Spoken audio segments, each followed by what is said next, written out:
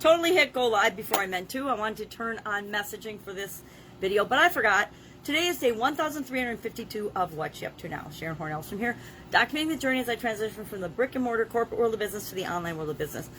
And the topic today for Supersize Your Business was time for a change. So I asked people, how do you know when it's time for a change for you, for your business, for your life, for any area or aspect of your life? Share those in the comments below. And then I also shared 20 different terms that are supposedly better than the word change for people. Now, I would argue that some are better, some are not, but I wanted to ask the question and see what other people thought about the different terms as well. Some I totally resonate with. All of them, it depends on the situation. It depends on what the change is, what the environment is, what the people are, who they are, etc. What term you should use or shouldn't use or you will use that will resonate with people that are involved in the change. So, still coughing, annoyed, but not super annoyed, just a little miffed because it's embarrassing. It's not embarrassing. It's just I don't like coughing in my videos. I don't like coughing at all. Now in this day and age of COVID, everybody's paranoid that if you cough, oh my God, you've got the COVID, you're going to infect me. I don't have the COVID. I just have a cold. Every spring and every fall, for the most part, I pick up some, it's probably allergies, but I like to say it's a cold because I like to stick to the story that I don't have any allergies. Well, I don't like to be sick either, so I like to pretend I don't have a cold. But if I'm coughing during my videos, I obviously have a cold. So, time for a change, Supersize Your Business. Our challenge for our annual challenge, all about you, do one thing every day that centers you, was from Michael Jordan, and he talks about everybody fails, but I can't tolerate people not at least trying. So that was our annual challenge today was how did you fail, and then what did you do next? How did you continue to get up and keep moving toward what it is that you want, even though your attempt didn't work? I always think of, and the biggest example I've heard in my lifetime is Thomas Edison tried 10,000 times to invent the light bulb. What if he had quit? Well, scientists don't quit, right? Scientists just test things out.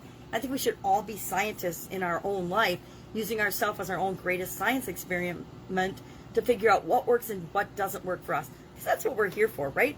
We're here to experience this life as only we uniquely can, and to test things out and try them out and see what feels good for us and do more of that. See what feels bad for us, because we try something and it feels bad or it doesn't work. Well, we'll do less of that. We won't do that again.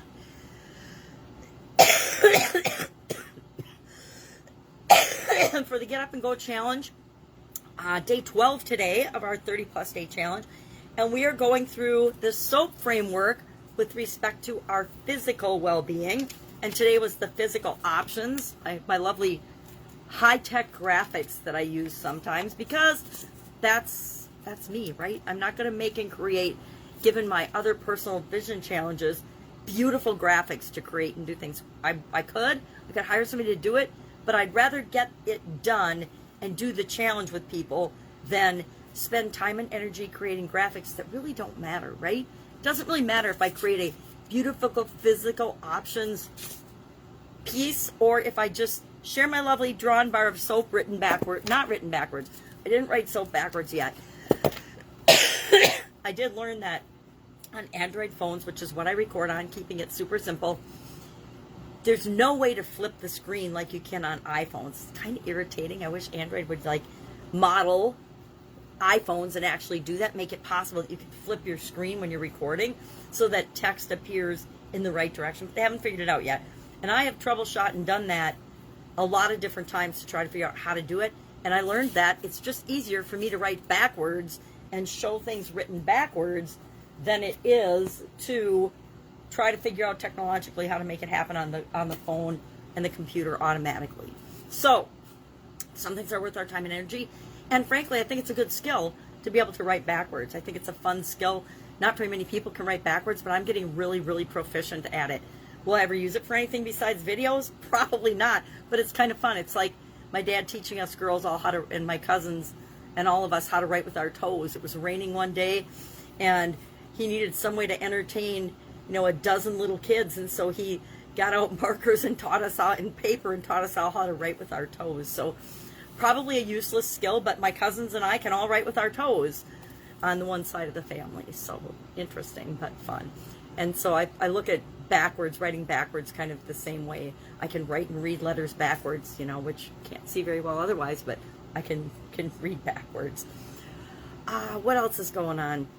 Nursing this cold, not really nursing it, but just wanting to beat it out of my system. So focusing on that and on health and on physical well-being as we're doing the Get Up and Go Challenge. We're going through the SOAP framework with physical things.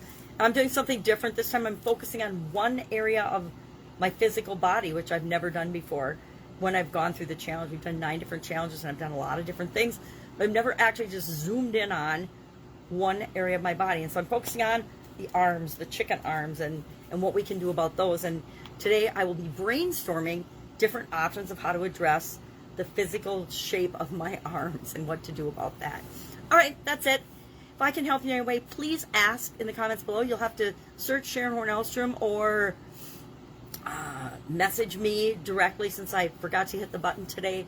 But if you've got a question, please ask. Don't be holding back and not moving and not taking action and waiting for anything or anyone because you got one question that you need an answer to or are searching for an answer to. Hit me up and we'll find the answer together and guarantee that you keep moving forward on the next thing that you need to do. Have an awesome day, and I'll of course be with you tomorrow. Bye.